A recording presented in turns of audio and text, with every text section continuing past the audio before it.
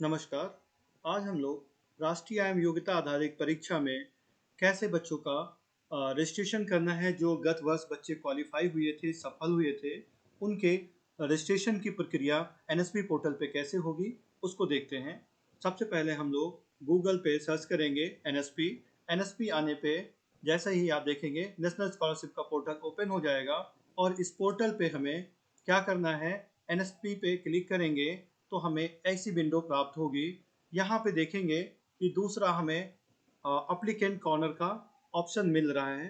Applicant corner का मतलब जो हमें बच्चे हैं वो आवेदन कहाँ पे करेंगे। यहाँ पे कुछ चीज़ें आप पाएंगे। लॉगिन लॉगिन में है न्यू रजिस्ट्रेशन और अप्लीकेंट सबमिशन ऑफ AY 2023-24। यहाँ पे मैं बताना चाहूँगा ये उन बच्चों के लिए है जिन्होंने गत वर्ष परीक्षा को सफल हुए थे, मेरिट में थे। तो 2023-24 में जो सफल बच्चे हैं उनका इस वर्ष राष्ट्रीय आय योग्यता आधारित परीक्षा की छात्रवृत्ति के लिए NSB portal, national scholarship portal पे रजिस्ट्रेशन होगा। और ये रजिस्ट्रेशन जो होता है फ्रेश रजिस्ट्रेशन होता है। तो यहाँ पे दो प्रकार के रजिस्ट्रेशन आप देख सकते हैं, एक फ्रेश रजिस्ट्रेशन, दूसरा रिन्यूअल एप्लीकेशन। तो हमें क्या करना है, फ्रेश एप्लीकेशन को करना है बच्चों का, क्योंकि जो गत वर्ष सफल बच्चे हुए थे उनका रजिस्ट्रेशन फ्रेश एप्लीकेशन पे होगा। जो बच्चे पिछले से पिछले साल क्वालिफाई हुए थे, उनका लास्ट ईयर इसी पोर्टल पे रजिस्ट्रेशन हुआ था, उनका हम रिन्यूअल करेंगे। ठीक है ना। तो अभी आज की प्रक्रिया में इस वीडियो में हम लोग देखेंगे बच्चों का फ्रेश एप्लीकेशन कैसे भरेंगे। तो फ्रेश एप्लीकेशन पे क्लिक करेंगे, एक नई विंडो ओपन होगी। वो विंडो कुछ इस प्रकार की होगी, आप देख सकते हैं। यहाँ पे आपको मिलेगा लॉगिन फॉर फ्रेश एप्लीकेशन। थोड़ा स्क्रॉल करेंगे नीचे, आपको मिलेगा लॉगिन के पास में just new student and register here. आपको भी ध्यान रखना है, यूजर आईडी पासवर्ड से कोई मतलब नहीं, आपको new students and register here पे क्लिक करना है। क्योंकि ये पहली प्रक्रिया है, एप्लीकेशन फॉर्म भरने से पहले हमें ज़रूरत होती है किस चीज़ की, रजिस्ट्रेशन की। और रजिस्टर करने के लिए हमें न्यू रजिस्ट्रेशन पे क्लिक करना होगा। तो न्यू रजिस्ट्रेशन पे हम क्लिक करते हैं। जैसे ही हम क्लिक करते हैं हमें एक नया फॉर्म और ओपन हो जाता है और इस फॉर्म को हम ढंग से पढ़ेंगे। यहाँ पे देखेंगे इसके कुछ इंस्ट्रक्शन लिखे हुए हैं।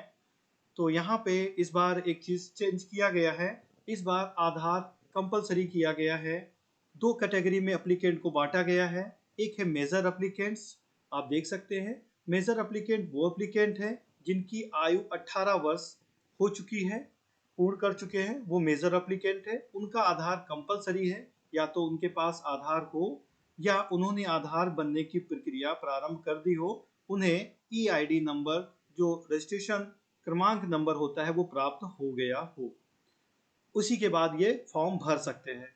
अगर बच्चे 18 साल से कम है तो वो माइनर एप्लीकेंट होंगे। और जैसे इस परीक्षा में लगभग बच्चे 12 से 14 साल के बच्चे होते हैं, तो वो माइनर एप्लीकेंट में आते हैं। तो उनके लिए ये अच्छी बात है कि इन केस अभी तक उनके पास आधार नहीं है तो वो अपने माता पिता के आधार से भी रजिस्ट्रेशन कर सकते हैं। ये आप ध्यान देंगे। इसके बाद में आप नीचे इंस्ट्रक्शन सारे पढ़ लेंगे, फिर कुछ आपको सहमति देनी होगी। जैसे मैंने पंजीकरण के लिए दिशा पढ़ लिए हैं, मैं जागरूक हूँ और एक से अधिक आवेदन नहीं भरे हैं या मैंने नहीं किया है, या अगर होता है तो मेरा आवेदन अविस्वीकार कर दिया जाएगा। ठीक है ना। कंटिन्यू पे क्लिक करेंगे, ध्यान से देखेंगे, कंटिन्यू लिखा हुआ है, क्लिक करेंगे, रजिस्ट्रेशन का एक नया पेज ओपन हो जाएगा आपके सामने। और उस रजिस्ट्रेशन में आप ध्यान देंगे, सबसे पहले ही आ रहा है आई हैव आधार, मेरे पास आधार है, मेरे पास आधार नहीं है। दूसरा ऑप्शन है आई नॉट हैव असाइंड, मेरे पास नहीं है लेकिन क्या है, मेरे पास आवेदन कर दिया है मैंने, मेरे पास EID नंबर है। ठीक है ना। मतलब आधार बनने का जो क्रमांक होता है, नामांक जो होता है, वो मेरे पास है। तीसरा ऑप्शन है कि मेरे पास ना तो आधार है ना ही EID है। उस प्रक्रिया में हमें क्या करना होगा, हम अगर बच्चे के पास आधार है तो हम आधार पे क्लिक करेंगे, पहले वाले ऑप्शन पे आई हैव आधार पे, मोबाइल नंबर डालेंगे यहाँ पे और एक OTP मोबाइल पे आएगा। कोशिश करिए आप वही मोबाइल नंबर यहाँ पे डालिए जो आधार से लिंक हो, नहीं तो कोई भी मोबाइल डालेंगे तो कोई दिक्कत आपको नहीं होगी, ठीक है ना। एक मोबाइल नंबर डालेंगे आप, उस पर आपका OTP आ जाएगा। उस OTP डालने के बाद में आप आगे की प्रक्रिया को करेंगे। जैसे ही आगे की प्रक्रिया को करेंगे आपको एक नया फॉर्म ओपन हो जाएगा। यहाँ पे मैं एक डेमो कर रहा हूँ आपके सिर्फ नॉलेज के लिए, आपके एजुकेशन पर्पज से। मैं एक अपना आधार यूज़ कर रहा हूँ और इसलिए मैं यहाँ पे चूज़ करूँगा आई डोंट हैव आधार, मतलब बच्चे का आधार नहीं है और वो पेरेंट्स के आधार का प्रयोग कर रहा है। तो एज अ गार्जियन मैं अपना यहाँ पे मोबाइल नंबर डालूँगा और मोबाइल नंबर डालने के बाद में मैं आधार जो OTP आएगा मोबाइल पे वो डाल दूंगा। उसके बाद आधार वेरिफिकेशन की प्रक्रिया प्रारंभ हो जाएगी। अब यहाँ पे देख सकते हैं OTP होने के बाद में अब ये आ गया। मेरे पास आधार नहीं है लेकिन मेरे फादर्स का आधार मैं यूज़ कर रहा हूँ या मैं मदर्स का आधार यूज़ कर रहा हूँ। अगर फादर मदर्स में से आप कोई भी जीवित नहीं है या कोई भी नहीं है तो आपके जो लीगल गार्जियन हैं आप उसका प्रयोग करेंगे और उसका ही आधार डाल देंगे। जैसा ही उसका आधार डालेंगे, आधार नंबर पे डालने के बाद में एक कैप्चा फिल करेंगे और OTP आपके पास आ जाएगा, ठीक है ना। गेट OTP क्लिक करेंगे, एक OTP आ जाएगा और उस OTP को डालेंगे इंटर OTP में। आप देख सकते हैं इंटर OTP में जो आधार वाले फ़ोन से लिंक होगा उसी पे ये OTP जाएगा। इस बात का विशेष ध्यान रखेंगे, जब आधार हम बनाते हैं या बनवाते हैं तो वहाँ पे एक मोबाइल नंबर दर्ज किया जाता है, उसी मोबाइल नंबर पर आधार का OTP आता है, ठीक है ना। तो इस चीज़ का ध्यान रखेंगे।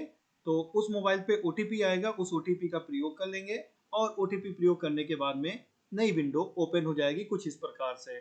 आप देखेंगे कि ऊपर जो होगी आपके पेरेंट्स की पूरी डिटेल हो जाएगी, नीचे स्टूडेंट की डिटेल भरनी है तो मैं यहाँ भर रहा हूँ। पहले में चूज करना है स्कॉलरशिप स्कीम, दूसरे में चूज करना है प्री मैट्रिक, फिर उसके बाद हमें स्टेट चूज करना है। स्टेट हमारा उत्तर प्रदेश है तो मैं उत्तर प्रदेश को चूज कर लूंगा और उत्तर प्रदेश को चूज करने के बाद में मैं आगे बढ़ूंगा। मैं उत्तर प्रदेश चूज करता हूँ। ओके, उत्तर प्रदेश चूज कर लिया मैंने। अब मैं एप्लीकेंट नेम अपना नाम भरूंगा। एज ए स्टूडेंट मैं कर रहा हूँ तो ध्यान रखेंगे स्टूडेंट का नाम यहाँ भरा जाएगा, स्टूडेंट की डेट ऑफ बर्थ भरी जाएगी। ध्यान रखेंगे नाम की spelling date of birth same वही होनी चाहिए जो आपने स्कॉलरशिप फॉर्म भरने में प्रयोग किया हो। क्लियर, ध्यान रखेंगे डेट ऑफ बर्थ और एप्लीकेशन का नाम में कोई मिस्टेक नहीं होनी चाहिए, अदरवाइज आगे आपको स्कीम शो नहीं होगी, ठीक है ना। तो यहाँ पे मैं यहाँ डिटेल फिल कर देता हूँ और फादर के नेम पे क्योंकि फादर का आधार यूज किया गया था उनका नाम यहाँ पे ऑलरेडी प्री फिल्ड आ रहा है। आप यहाँ पे फादर्स नेम मदर्स नेम डाल देंगे, ईमेल आईडी डाल देंगे। ईमेल आईडी कोई कंपलसरी नहीं है, आप चाहे तो डाल दीजिए जिससे कि आपको नोटिफिकेशन उस पर मिल जाएगा। उसके बाद में कैप्चा फिल करेंगे और कैप्चा फिल होने के बाद में यहाँ पे देख सकते हैं आई कंफर्म, कंफर्मेशन देना है कि मेरा नेम, जैसे मैंने कहा नेम, मेरा जेंडर, डेट ऑफ बर्थ, ठीक है ना। Of my son daughter ward has the applying the Aadhaar, ठीक है। I was aware the providing the Aadhaar letter stage for, ठीक है ना। एक कांस्टेंट होता है कि मैं अपने आधार का प्रयोग बच्चे के लिए कर रहा हूँ तो ये देना होता है, तो ये मैं उस पर टिक कर दूंगा। और नीचे देखेंगे NPCI मैपर स्टेटस, ये आ रहा है कि मेरा बैंक से मेरा आधार जो है लिंक है, सीड है और जो मेरा पैसा होगा वो मेरे आधार से जिस अकाउंट में सीड है उसमें पैसा चला जाएगा। इस चीज़ का भी ध्यान रखेंगे, इसीलिए मैं कह रहा था इस बार आवश्यकता होगी क्या होगी कि बच्चे का आधार होना चाहिए, बच्चे का अकाउंट खुला होना चाहिए और उस अकाउंट को आधार से मैप होना चाहिए। अगर नहीं है तो उस अकाउंट को आप मैप करा लीजिए। थैंक यू फॉर वॉचिंग, धन्यवाद।